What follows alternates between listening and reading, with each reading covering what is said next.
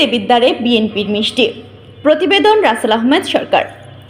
বাংলাদেশ জাতীয়তাবাদী দল বিএনপির চেয়ারপারসন সাবেক প্রধানমন্ত্রী বেগম খালেদা জিয়া বিদেশে চিকিৎসা শেষে তার পুত্র দেশনায়ক তারেক রহমানের সহধর্মিণী ডাক্তার জুবাইদা বাংলাদেশে আগমন উপলক্ষে দেবিদ্বারের কৃতি সন্তান বনানী থানা বিএনপির ভারপ্রাপ্ত সভাপতি এম.এ.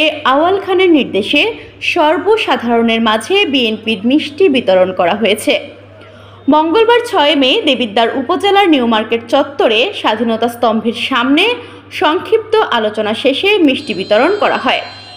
এ সময় উপস্থিত ছিলেন তিতুমীর কলেজ ছাত্রদলের সাবেক যুগ্ম সাধারণ সম্পাদক ইমতিয়াজ আহমেদ চৌধুরী সাজু, দেবিদ্বার পৌর যুবদলের সাবেক আহ্বায়ক মোহাম্মদ কামাল হোসেন সরকার, ফতেহাবাদ ইউনিয়ন বিএনপির সভাপতি মোহাম্মদ আমির হোসেন, কুমিল্লা উত্তর জেলা ছাত্রদলের সাবেক সহ সাংগঠনিক সম্পাদক মোহাম্মদ ইমন হোসেন সরকার, কুমিল্লা উত্তর জেলা ছাত্রদলের সাবেক প্রচার সম্পাদক সাইফুল ইসলাম, ধামতি ইউনিয়ন ছাত্রদলের যুগ্ম সাধারণ সম্পাদক ফরহাদ সরকার, বিএনপি নেতা হাফিজ সরকার, মোহাম্মদ দয়াল আহমেদ, মোহাম্মদ আনিস সহ উপজেলা বিএনপির অঙ্গ সহযোগী সংগঠনের নেতাকর্মীরা।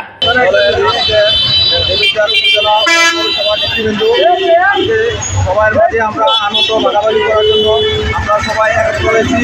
আপনারা জানেন আমাদের নেত্রী দেশনেত্রী বেগম খালেদা জিয়া কিছুক্ষণ আগে আমাদের দেশে আসবেন এবং তার সুযোগ্য সন্তানের সহধর্মিণী ডাক্তার জুবাইদা রহমান সহ আমাদের দেশে আসেন।